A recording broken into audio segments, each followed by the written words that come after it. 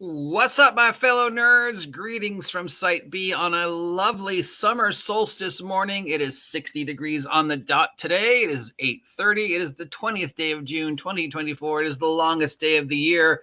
And more importantly, as of now, the doors to Origins 2024 have officially opened, and we should start getting the stories from Origins 2024 within the hour. So we're expecting a lot of stuff, a lot of awards, a lot of changes, a lot of announcements. The three big cons have begun. We've got Origins in June, San Diego Comic-Con in July, Gen Con and the Ennies in August. Yes.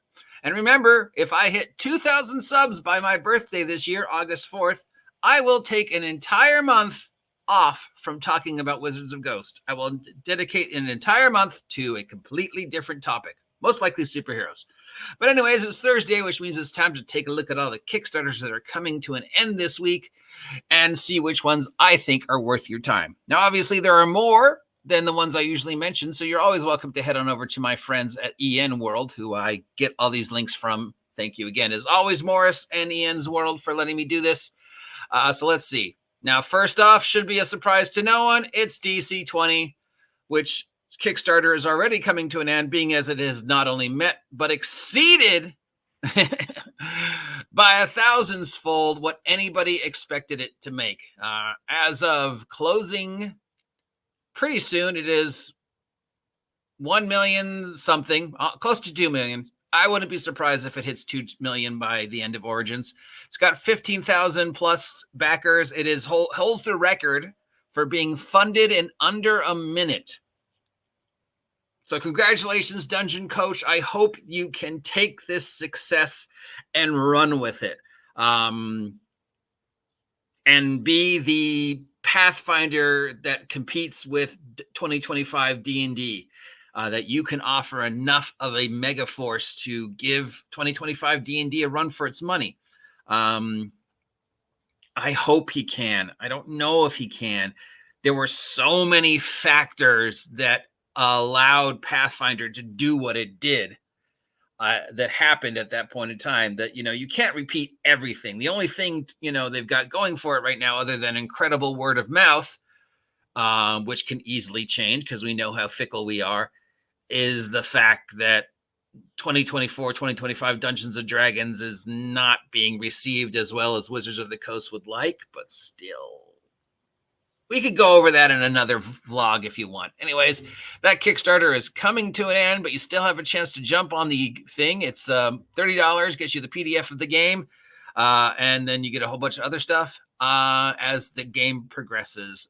So congratulations to Dunegoncoach and DC20. I hope it doesn't just end up gathering dust.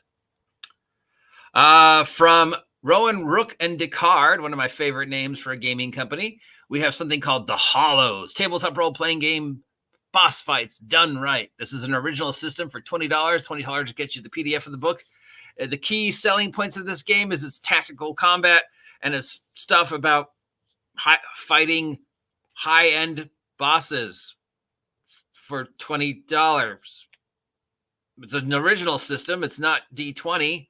There's nothing on here that says what system it is. It's loosely based on games like Spire, Heart, Eat the Rich. Spire got, and Heart have both been incredibly received well. So it's not D20. I don't know what a system. So it's another grimdark, Black Plague type of darker dungeon type of game. This time from these guys, who usually make decent things. Pinnacle Entertainment is continuing its relationship with Savage Worlds Pathfinder. Pathfinder Advanced Player's Guide 2 and Beastery 2 is now available for Savage Worlds. The interesting thing is, of course, that since Pinnacle has been doing Savage Worlds Pathfinder, a lot of people have said Savage Worlds Pathfinder is better than Pathfinder. A lot of people have said that Savage Worlds Rifts was better than Real Rifts. I've talked about Savage Worlds an infinite amount of times. On paper, Savage Worlds doesn't work. You read through the book once and you're like, this doesn't work. You play it and you're like, oh my God, this works. This is so great. I will say that of all the systems I have played over the years, it is one of maybe 3-5 games where any idea I came up with, I could make. Sat down when we were doing the Necessary Evil campaign and just came up with villain idea after villain idea for the DM, and every idea I came up with, I could make, no matter how ridiculous. And one of the super characters I made was a super villain gelatinous cube, and it worked in Savage Worlds.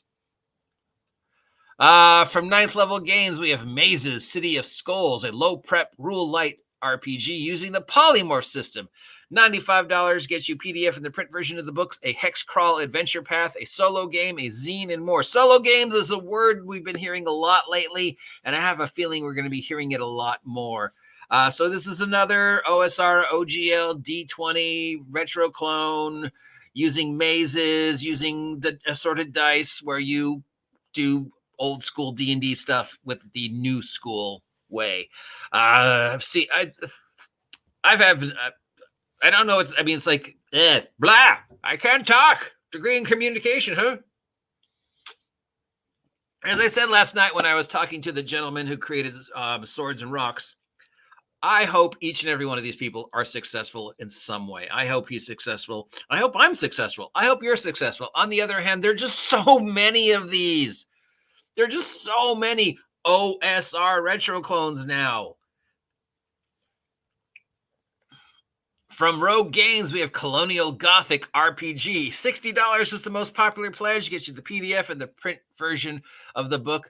This is based loosely on the Flames of Freedom system, where Colonial America is pretty much as we thought it was, but there's also supernatural and magic. So not only is George Washington dealing with the British, but he's also dealing with ghosts and spookies. So you and your blunderbuss have to go and fight spooks. Yeah, in Colonial America.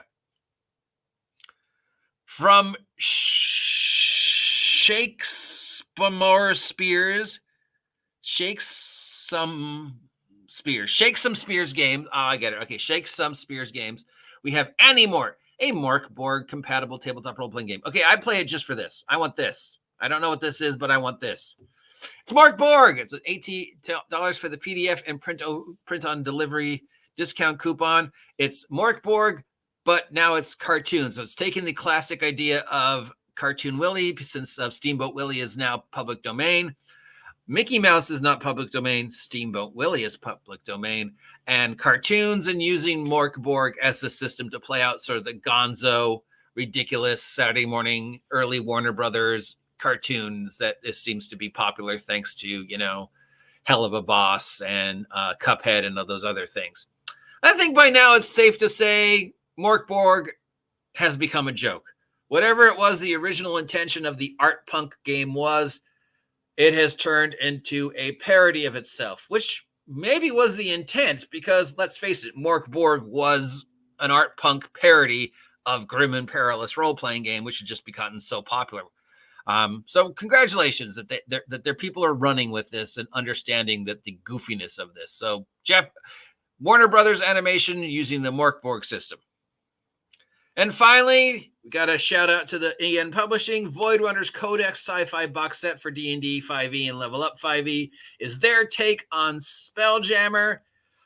Magic Space, if you're looking for a crunchier, better version of Spelljammer than the Wizards of the Coast Spelljammer and you want to do Magic Space, there's this. Or you could just wait for mine to come out as soon as Aaron and I finish it, because I'm making one too. Anyways, Origins has now been live for 10 minutes, so we can start expecting stories from it pretty soon, running through now through the 23rd. It is the solstice, the longest day of the year. So what are you doing listening to me? Go outside and enjoy the first official day of summer. Till next time, I'm the OG GM. If you appreciate this content, please let me know. If you never want to hear me do this ever again, please let me know. Till next time. You know what to do. Get off my land. Yo, check.